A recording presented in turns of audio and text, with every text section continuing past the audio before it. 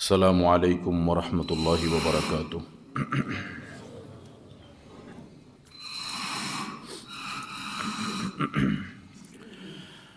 الحمد للہ وکفی والصلاة والسلام علی اشرف الانبیاء اللہم صلی علی محمد وعلی آل محمد کما تحبہ وترضی۔ اعوذ باللہ من الشیطان الرجیم من حمزہ ونفخہ ونفثہ۔ بسم اللہ الرحمن الرحیم۔ وجاہدوا فی اللہ حق جہادہ هو اجتباکم وما جعل علیکم فی الدین من حرج ملت ابیکم ابراہیم۔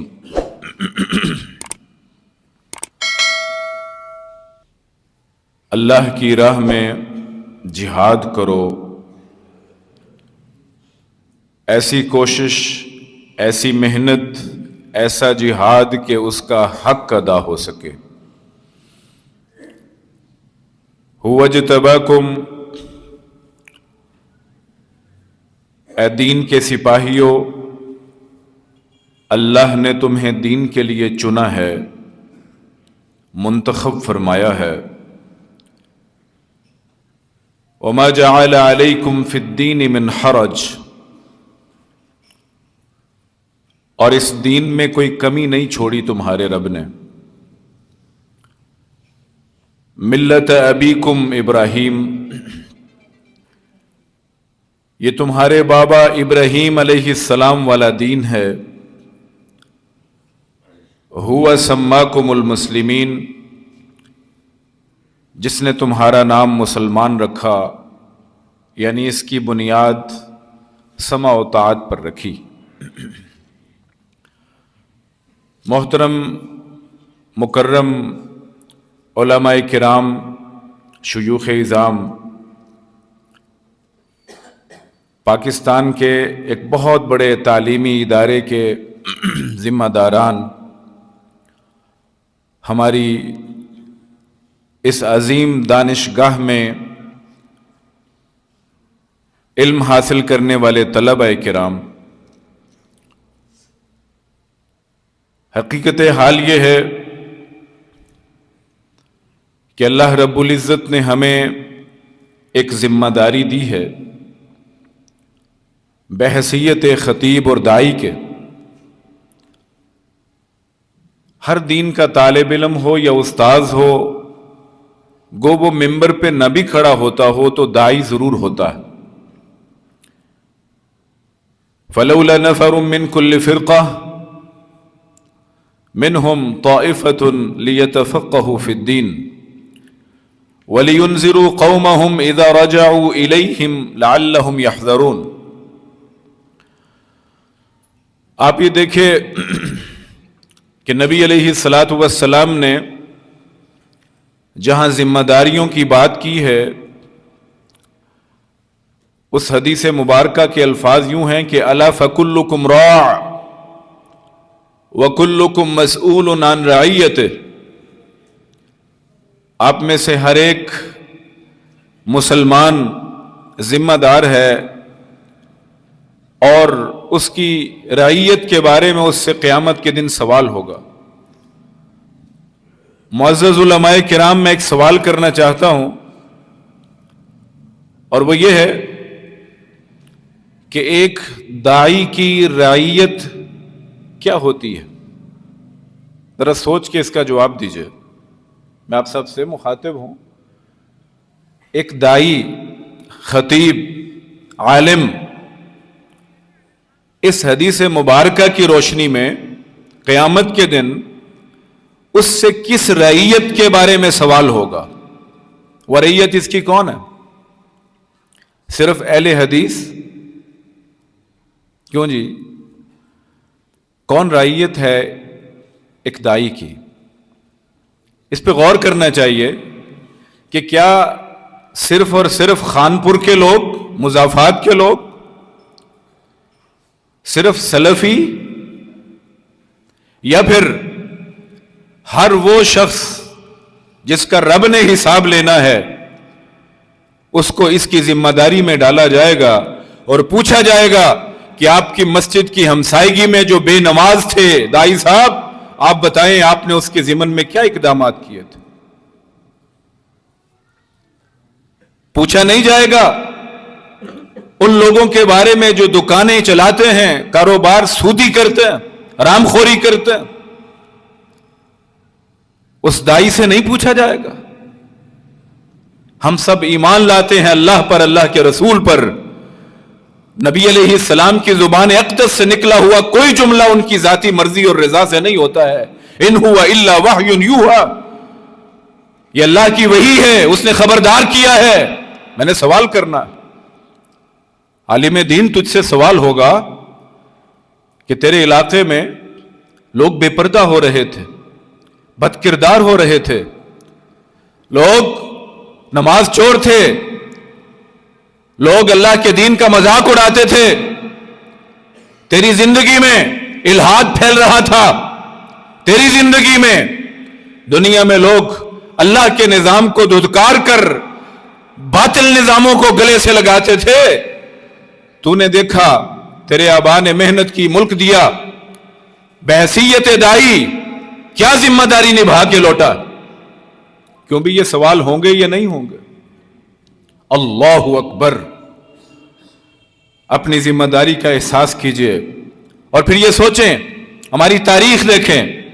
حضرت مولانا ثناء اللہ امرت سری رحمہ اللہ تعالی، شہر پنجاب اور مناظر اسلام، بطل حریت حضرت علامہ سید داود غزنوی رحمۃ اللہ علیہ. ہم اپنے آپ کو ان کے بیٹے مانتے ہیں، ان کے مشن کے وارث مانتے ہیں اور ان کی روحانی اولاد سمجھتے ہیں.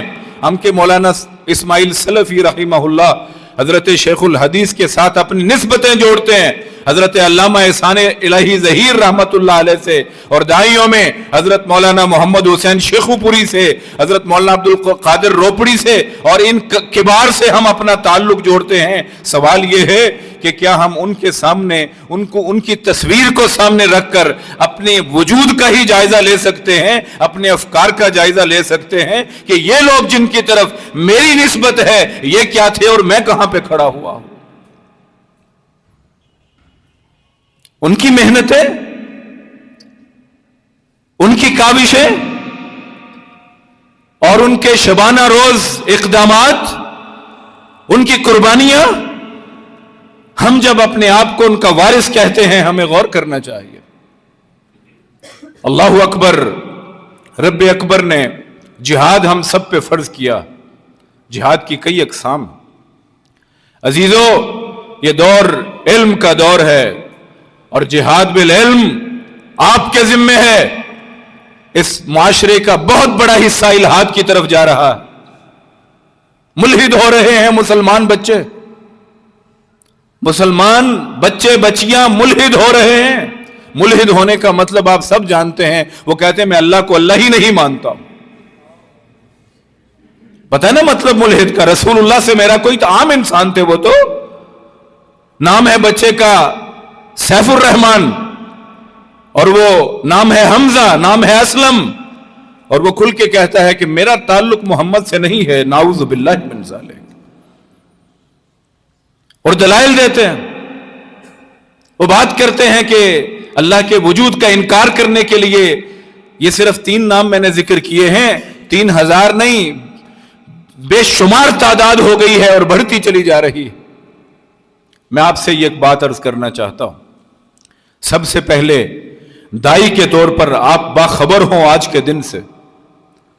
آپ دیکھیں حضرت شیخ الاسلام علامہ ابن تیمیہ رحمہ اللہ تعالی، آپ ان کا کتنا ذکر کرتے ہیں نا سارے ذکر ہم. کیسے ایسے لگتا ہے جیسے کوئی آج کی شخصیت. ان کے علم سے فیض یابی کرتے ہیں، ان کے ادلہ سے ہم کوئی حظ اٹھاتے ہیں اور اس سے ہم نفع بخشتے ہیں لوگوں کو اللہ کی رحمت سے. لیکن آپ دیکھیے کہ حضرت علامہ وہ صرف اور صرف اس منبر اور محراب سے وابستہ شخصیت نہیں تھے.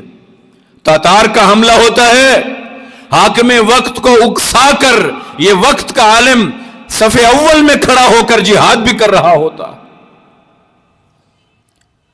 لوگ وہ زندہ رہتے ہیں جو آج کو دیکھتے،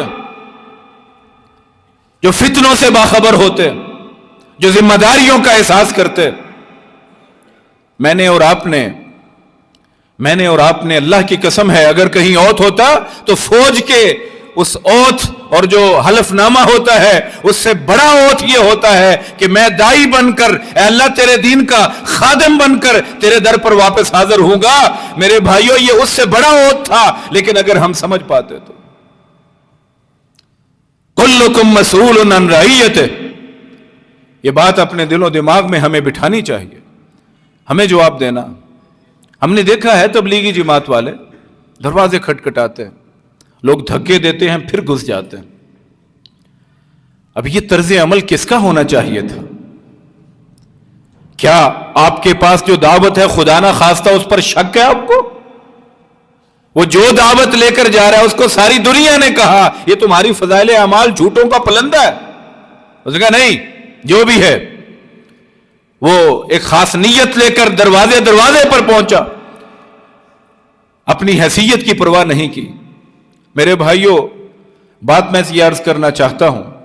پہلا میرا نقطہ یہ عرض ہے کہ میرے بھائیوں اور بزرگوں، خصوصاً شیوخ اور علماء اور ہمارے طلبہ کرام، ہمیں یہ بتایا گیا تھا سید کائنات جناب محمد الرسول اللہ صلی اللہ علیہ وسلم کے مبارک فرمان کی روشنی میں ہمیں یہ سمجھایا گیا تھا کہ جب کوئی طالب علم کے لیے گھر سے نکلتا ہے، اس کے لیے اکناف عالم دعا کرتے، اس کے لیے کائنات کا ذرہ ذرہ اور قطرہ قطرہ دعا گو ہوتا، فرشتے دعائیں کرتے، اس کے لیے حتیٰ کہ پانیوں کی مچھلیاں دعائیں کرتی. عزیزو، آپ ذرا غور سے دیکھیں ہمارا کردار. آپ یقین کیجئے، اب اس پوائنٹ پہ تھوڑا سا غور کریے گا، اللہ کا واسطہ ہے. ہمارا بحیثیت دائی اپنا ذاتی کردار، نبی علیہ الصلوۃ والسلام کو جب اپنوں کو دین پہنچانے کی اجازت دی گئی، قم فانذر وربک فکبر وثیابک فطہر والرجز فہجر ولا تمنن تستکثر، کیا معنی ہے ان کا؟ دعوت دینے سے پہلے یہ دیکھو کہ اس آئینے میں کیسا ہوں، میری زبان کیسی، میری نگاہ کیسی، میرا موبائل اس کی میموری کیا کہتی ہے، میرے یوٹیوب کی ہسٹری کیا کہتی ہے، میرے گوگل کی سرچ انجن کیا بولتا ہے، میرے افکار کیا ہیں، میرے تعلقات کیسے ہیں، میرے روابط کیسے ہیں، میرے مشاغل اور اہداف کیا ہیں. یہ سوچنا ضروری تھا اس آئینے میں کہ میں جب دائی بنتا ہوں تو میں وارث ہوں حضرت محمد الرسول اللہ کا. العلماء ورثۃ الانبیاء، نبی تو اپنے پیچھے کوئی درہم و دینار نہیں چھوڑ کر گئے، یہ وراثت اللہ کے رسول کی ہے. اس وراثت کا پالنہار، اس وراثت کو نبھانے اور سنبھالنے والا، اس کا کردار کتنا خوبصورت ہونا چاہیے تھا. اس کے افکار سے تو بوئے رسالت مآب آنی چاہیے تھی، اس کے پاس بیٹھنے کو لوگوں کا جی چاہنا چاہیے تھا. ہم صرف اور صرف یقین کیجئے اس بات پر اگر غور کرو، ایک عربی مقولہ ہے نا کہ العلم بلا عمل وبال والعمل بلا علم جہال. دونوں میں سے کہاں کھڑے؟ العلم بلا عمل وبال. ایسا علم جو عمل کے بغیر ہوتا ہے وہ بوجھ ہوتا ہے، وبال ہوتا ہے. والعمل بلا علم جہال.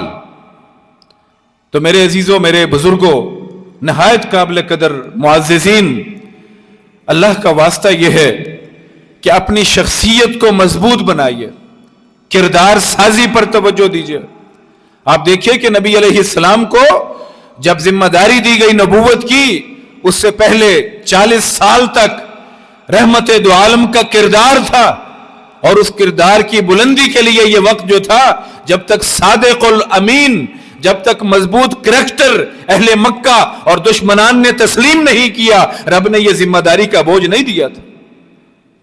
ہمیں سوچنا ہوگا. اور پھر تیسرے نمبر پر میں اب بات عرض کرنا چاہتا ہوں میرے عزیزوں، بھائیوں، بزرگوں اور دوستوں، کہ ہم نے دین کے بارے میں جب ہمارا رویہ ہے بڑا مختلف ہوتا ہے. ممبر رسول صلی اللہ علیہ وسلم پر ہم کھڑے ہوتے ہیں اور ہم آیات پڑھ کر، احادیث بیان کر کے لوگوں کو جگاتے ہیں، احساس دلاتے ہیں. اللہ تعالیٰ ہر ہمارے بھائی اور بزرگ کی محنت قبول فرمائے. بہت بڑا مشن ہے، بہت بڑا مشن، اس کائنات کا سب سے مبارک مشن. لیکن ایک بات ذہن نشین رکھیے گا کہ صحابہ کا وتیرہ یہ تھا، جب بھی کوئی آیت نازل ہوتی تو وہ سب سے پہلا اس آیت کا مصداق اپنے آپ کو سمجھا کرتے تھے. آپ کو یاد ہے نا سیدنا ثابت بن قیس رضی اللہ تعالی، سب کہیے رضی اللہ تعالی عنہ، لا ترفعوا اصواتکم فوق صوت النبی، آیت مبارکہ سورۃ الحجرات کی نازل ہوئی نا تو حضرت ثابت کی آواز ویسے ہی فطری طور پر بلند ہوتی ہے نا، اونچی آوازوں والے لوگ بلند تھے. یہ آیت مبارکہ سنی اور اپنے گھر میں جا بیٹھے کہ یہ ایام گھر میں رہے. نبی علیہ الصلوۃ والسلام نے یاد فرمایا تو جواب دیا لوگوں، اور گھر میں رہ کر بہت پریشان ہوتے. اے اللہ کے رسول، دیدار حبیب نہیں ہو پا رہا.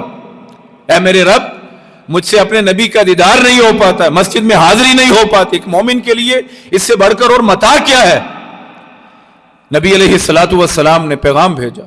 جواب یہ ملتا ہے، اس لیے نہیں آ پا رہا ہوں کیونکہ اللہ رب العزت نے اس شخص کے اعمال کے ضیاع کا حکم دیا ہے، اطلاع بتائی ہے. وہ شخص کے جس کی آواز رسول اللہ کی آواز سے بلند ہو جائے، میری تو آواز اللہ کے رسول سے اونچی. یہ ہیں اس کائنات کے روح ارضی کے سب سے بہترین طالب علم، سب سے اعلیٰ داعی، سب سے شاندار خطیب. ان کا کردار یہ ہے کہ ہر حدیث پر، ہر آیت پر اپنی شخصیت کو پرکھتے. ہمارے ہاں ہم مخاطب کا جملہ بولتے ہیں، ہم مخاطب کا جملہ بول کر ہم لوگوں کو سچ کی تلقین کرنی چاہیے، لیکن کیا ہم اس معیار سچائی پر پورے اترتے ہیں؟ ہم لوگوں کے لیے کیسے با اخلاق ہونے کا داعیہ بلند کرتے؟ ہمارے اخلاق کا کیا؟ ابھی تھوڑی دیر پہلے بات ہو رہی تھی، ہم کسی کی عدم موجودگی میں غیبت کس انداز سے کرتے ہیں؟ آپ کو پتا ہے نا غیبت کتنا بڑا جرم ہے، اور مذہبی طبقہ اس وقت الحمدللہ اس سے اٹا پڑا ہے اس جرم سے. انا للہ و انا الیہ راجعون. ہماری مجلس میں کوئی ایک ہی نہیں بولتا یار بس کرو، نہ بولو، وہ شخص موجود نہیں ہے. یہ جرت تھی کردار کی، ہم سے جاتا رہا. یہ کردار آپ کو پتا تو ہے نا کہ غیبت جھوٹ نہیں ہوتا، غیبت ایک سچ ہوتا ہے. جھوٹ تو بہتان ہوتا ہے نا، کسی کی موجودگی یا عدم موجودگی میں کہنا. غیبت تو ایک سچ ہوتا ہے، لیکن وہ سچ ایسا ہوتا ہے جو دوسرا شخص نہ پسند کرتا ہو کہ میری پیٹھ پیچھے کوئی یہ والا سچ بول دے. اس کا کوئی راز ہوتا ہے، اس کی کوئی منفی شے ہوتی، اس کی عزت کو اچھالنے کے لیے کوئی سچ دو سچی باتوں کو ملا کر تیسرا جھوٹ پیش کیا جا رہا ہوتا ہے. غیبت اسی قسم کی شے ہے. اب آپ اگر غور کریں، آج کی اس گفتگو میں ہی یہ فیصلہ کریں کہ انشاءاللہ آئندہ غیبت نہیں ہوگی انشاءاللہ. اپنے کردار سے میرے عزیزو آغاز کیجئے. اور یہاں یہ بات بھی پیش نظر رہے، میں اپنی اختتامی اور آخری بات عرض کر رہا ہوں. دیکھیں، آج کے دور میں داعی کے طور پر اگر آپ اپنی علمی سطح کو دیکھنا چاہتے ہیں تو میں یہ سمجھتا ہوں کہ سب سے پہلے داعی کو اپنا گریبان جھانکنے کے لیے، اپنا وزن طے کرنے کے لیے کم از کم اس معیار کو مقرر کیا جانا چاہیے اپنے آپ سے. کیا آپ کو قرآن مجید کا ترجمہ آتا ہے؟ صرف ایک چھوٹا سا یہ ٹیسٹر ہے، اپنے آپ کے ساتھ لگائیے. کیا قرآن کا ترجمہ ہمیں آتا ہے، تفسیر بعد میں، احادیث مبارکہ بعد میں، اور پھر اس کی مزید تشریحات بعد میں، بقیہ علوم بہت بعد میں، سادہ ترجمہ قرآن کا، مکمل قرآن کا۔ میرے عزیز، اگر آپ ممبر پر کھڑے ہوئے اور آپ پیغام دینے گئے ہیں اللہ کا، اور اللہ کا پیغام خود ہی مکمل معلوم نہیں ہے، یہ کیسی دروغ گوئی ہے جو آپ کر رہے؟ دس از ہپوکریسی، یہ تو منافقت۔ آپ جو کہنے کے لیے کھڑے ہوئے ہیں وہ آپ کے پاس پورا موجود ہی نہیں ہے، کیسے صادق ہو سکتے ہیں؟ گو کہ خیر کی بات کہنے کے لیے آپ کو مکمل عالم ہونا ضروری نہیں ہے، خیر کی بات تو کوئی بھی کہہ سکتا ہے، لیکن میں یہاں پر ممبر پر کھڑا ہو کر لوگوں کو بتاتا ہوں کہ میرے پاس علوم موجود ہیں، کہیں سے سوال کیجئے، میں آپ کو جواب دینے کے لیے آمادہ اور تیار ہوں، لیکن حال یہ ہے کہ قرآن کا ترجمہ نہیں آتا۔ یہاں اکثریت علماء کی ہے، اور ہمیں معلوم ہے کہ الحمدللہ صرف خود ہی نہیں جانتے بلکہ کئی سالوں سے خود پڑھا بھی رہے ہیں الحمدللہ، لیکن یہ معیار ہے، اسے سمجھیے کہ اللہ کے کلام کے ساتھ آپ کا۔ اور پھر دوسری بات میں عرض کرنا چاہتا ہوں، میں نے ایک اور پروگرام میں یہ بات عرض کی تھی تربیتی میں، جہاں ہمارے پورے پنجاب سے ناظمین موجود تھے جو تبلیغ کے ناظمین ہیں جماعت کے۔ میں آج بھی آپ کے سامنے وہ عرض کرنا چاہتا ہوں، ابھی اس وقت نا اگر ممکن ہو تو یہ حصہ کٹواجیے گا، اس وقت جو کہ ایک تربیتی اجلاس ہے، اس میں سمجھتا ہوں کہ یہ بات ہونی چاہیے۔ بعض تنظیمیں ایسی ہیں، بریلوی مسلک سے اگر آپ بات کریں، کراچی کی جو تنظیم، ان کا جو ٹی وی چینل بھی ہے مدنی، آپ جانتے ہیں، ایک شخص ہو ایک گاؤں میں ہو اور وہ بریلوی مکتب سے تعلق رکھتا ہو، تو اس کے پاس کہیں 50,000 روپے ہوں دین کے لیے خرچ کرنے کے لیے۔ اب ذرا فرق خود ہی سمجھ لیجئے گا، وہ شخص اپنی مسجد کے مولانا صاحب کے پاس جاتا ہے، اور وہ سبز پگڑی والے صاحب ہیں، ان سے پوچھتا ہے کہ یہ پیسے میں کہاں خرچ کروں؟ تو ہم نے یہ کثرت سے دیکھا ہے، وہ پتہ کیا کہتے ہیں؟ وہ یہ کہتے ہیں کہ آپ ایسا کرو، آپ نہ باہر ایک ٹھیلا لگاؤ، چھوٹی سی دکان بناؤ، تھوڑا سا سامان رکھو، کچھ ہم تمہاری ہیلپ کرواتے ہیں، ہمارے پرانے بندے ہو، تم وہاں پر صرف ایک کام کرنا کہ تم نے نہ ٹی وی رکھنا ہے، مدنی چینل ہر وقت چلتا رہنا چاہیے، کیوں یہ ایسے ہو رہا ہے، آپ نے دیکھا ہوگا۔ اچھا، ایک دوسرا گاؤں ہے، وہاں بھی ایک اہل حدیث بھائی کے پاس 50,000 روپے آئے، وہ بھائی صاحب مسجد میں جاتے ہیں، حضرت یہ میرے پاس 50,000 روپے آئے ہیں، کیا کریں؟ اور وہ جواب دیں گے کہ مولوی ناصر مدنی دی تقریر کرا لینا ہے۔ بلا شبہ خیر کی بات تو سننی ہی چاہیے، اس میں تو کوئی شک ہی نہیں ہے، لیکن جب یہ موجود ہے، جب یہ موبائل موجود اور بہت بڑا ڈیٹا یہاں موجود ہے، اور پھر قرب و جوار میں ایسے بڑے ادارے موجود ہیں، بڑی کانفرنسز جاری ہیں جن کے بہت سے فوائد ہیں، اور خطبہ جمعہ آپ کا جاری ہے، ٹھیک ہے، دعوت کے لیے بھی آپ کی ترجیح ہونی چاہیے، لیکن دیکھیے فرق کتنا ہے۔ ایک شخص نے ایک خطاب کروایا انہی پیسوں سے، اور ایک شخص نے مستقل طور پر اپنے ابلاغ کا ذریعہ قائم کروا لیا، یہی وجہ ہے کہ ان کا پلیٹ فارم زیادہ وسیع ہو چکا۔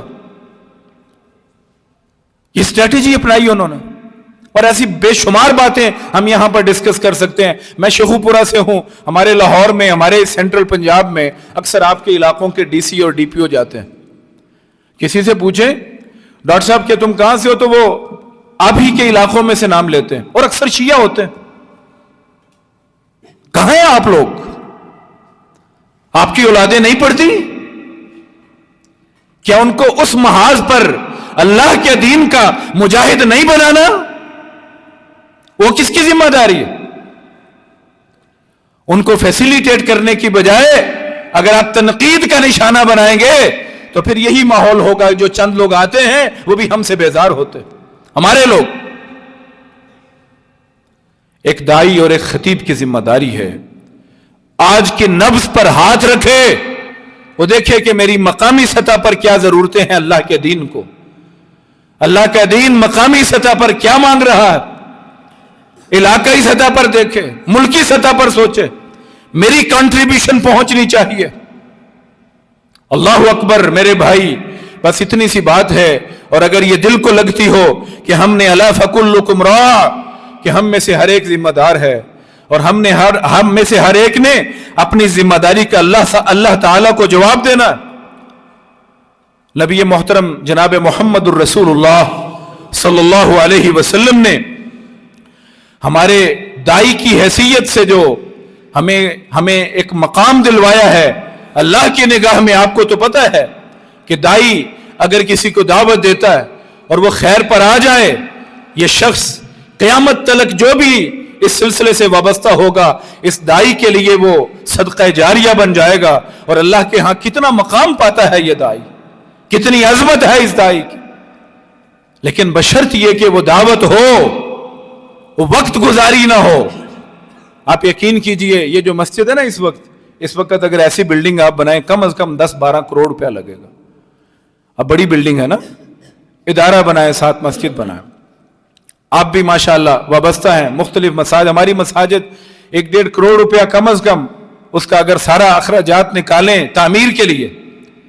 ہمارے پاس ہم ایک ادارے میں تھے، ٹریننگ کے لیے گئے،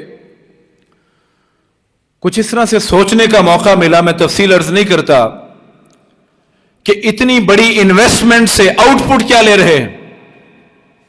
اگر میں اپنی بات آپ تک تھوڑی سی مختصر سی پہنچا سکوں اپنے انداز میں، اتنی بڑی یوں بھی سوچنا چاہیے، اللہ کے لیے ہوئی ہے نا انویسٹمنٹ۔ مسجد تو بھئی اگر یہ عمارت نہ بھی ہوتی تو بن سکتی تھی۔ کھجوروں کی مسجد تو جناب سید کائنات حضرت محمد الرسول اللہ کی بھی تھی صلی اللہ علیہ وسلم۔ لیکن بات تو یہ ہے کہ اتنی بڑی انویسٹمنٹ اللہ کے دین کے نام پر ہوئی ہے، اس کا آؤٹ کم کیا ہے؟ بلا شبہ سجود ہیں، عبادت ہے، اللہ کے ساتھ منہمک ہو کر، باسہولت ہو کر اللہ کے ساتھ متعلق ہونا ہے، نمازوں کی ادائیگی ہے، اور کئی امور ہیں، خطبات جمعہ کا سننا ہے۔ لیکن اس سے تھوڑا سا آگے چلیے، نبی علیہ السلام کی مسجد کی طرف بھی دیکھیے، اللہ کے رسول کی مسجد لوگوں کی صلح کرانے کا ذریعہ بنا کرتی تھی، لوگوں کے معاملات کو سدھانے کا ذریعہ بنا کرتی تھی، لوگوں کے رشتوں کا باعث بنا کرتی تھی، حلال خوری کی تلقین، عملاً تلقین اور رہنمائی کا باعث بنتی تھی۔ آج کل کاؤنسلنگ کے ادارے ہیں، مسجد سب سے بڑی کاؤنسلنگ پلیس ہوا کرتی تھی۔ یہی ذمہ داریاں دائی کی ہیں، کیونکہ ذمہ دار تو آخرکار وہی ہے، ذمہ دار تو ہم ہیں۔ تو میرے عزیز، میرے بھائی اور بزرگ، چونکہ اذان کا وقت قریب ہے، میں یہ چاہوں گا، گزارش کرنے آیا ہوں، اللہ کا واسطہ ہے۔ دیکھیے اس وقت ہمارے جو اسلام آباد کے اتوار ہیں نا، وہ کوئی اتنے اچھے نہیں ہیں۔ اللہ کا دین تو ہمیشہ قائم رہے گا، اتار چڑھاؤ ملکی سیاست میں اور ہمیشہ چلا آیا ہے، کبھی بہت قریب دین کے اور کبھی بہت دور۔ لیکن آج کل کی موجودہ حیثیت میں اور حالات میں ہم نے اگر اب اقدامات نہ کیے، واللہ پچھلے سے کچھ تقریباً 3 یا 4 سال ہو گئے، پاکستان نیوی میں آفیسرز کی بھرتیاں آئیں، ہم نے رابطے کیے، کچھ تھوڑا سا تعلق ہے عسکری اداروں میں، میں پڑھاتا ہوں، رابطے کیے بہت سے اہل حدیث ساتھیوں سے۔ 160 سیٹیں ہیں، RMOs ریلیجیس موٹیویشنل آفیسرز کی یہ بھرتیاں ہیں، 2nd لیفٹیننٹ بھرتی ہونے۔ آپ یقین کریں گے کہ 10 سے 12 لوگ کل تیار ہوئے پورے ملک سے، اور ان 160 میں سے ایک بھی سیٹ ہم نہیں لے سکے۔ اس میں تقریباً کوئی 25 سے 30 بریلوی حضرات نے لی ہیں، اور بقیہ سب دیوبندی لوگ رہ گئے۔ میں یہ نہیں کہتا کہ یہ سیٹ لینا ہی سب کچھ ہے دین کا، نہیں، ایک یہ بھی گوشہ ہے، جو اس قابل ہو اس کو ضرور لگاؤ اس پر، یہ بھی ایک مورچہ ہے اللہ کے دین کا، یہاں بھی خدمت کی ضرورت ہے۔ اساتذہ بھرتی ہوں، وہاں آپ کی خدمت کی ضرورت ہے، اور یہاں اہل مدارس موجود ہیں، میں بھی ایک مدرسے کا خادم ہوں، عرض کروں گا، آپ یقین کیجئے گا کہ 5 سے 4%، 4 سے 5 سے زیادہ نہیں، کل پاکستان کی طلبہ کی آبادی جو ہے ان میں سے صرف 4 یا 5% مدارس میں آتے ہیں، 95% طالب علم کالجوں، یونیورسٹیوں اور سکولوں میں جاتے ہیں۔ آپ کا پیغام وہاں جانا چاہیے، یہ جمعیت اساتذہ کا یہی مشن ہے، آپ کے لوگ وہاں جانے چاہیے۔ کنارہ کشی نہ کیجئے، کچھ قدم بڑھائیے۔ آپ یہ دیکھیں کہ جن لوگوں نے بڑھایا آج ایوانوں میں بھی ہیں، اداروں میں بھی ہیں، عدلیہ میں بھی ہیں، میڈیا پر بھی ہیں، اور پھر ان کا نفوذ عملی طور پر دیکھ لیجئے پورے ملک میں وفاق اوقاف کس کے پاس ہے وہ سب کو پتا، کون پینیٹریٹ کرتا ہے وہ سب کو پتا۔ اس لیے میرے بھائیوں، میں گزارش کروں گا اپنی بات کو اس بات پر منتج کرتے ہوئے کہ ایک دائی اللہ کے دین کا مجاہد ہوتا، آپ اپنے آپ کو مجاہد سمجھیے اور اس قابل بنائیے کہ واقعتاً آپ مجاہد دین بنیں۔ کوئی فرق نہیں پڑتا آپ کو میڈیا دیکھے نہ دیکھے، آپ کی تصویریں، آپ کی ویڈیوز نیٹ پہ آئیں نہ آئیں، کوئی فرق نہیں پڑتا۔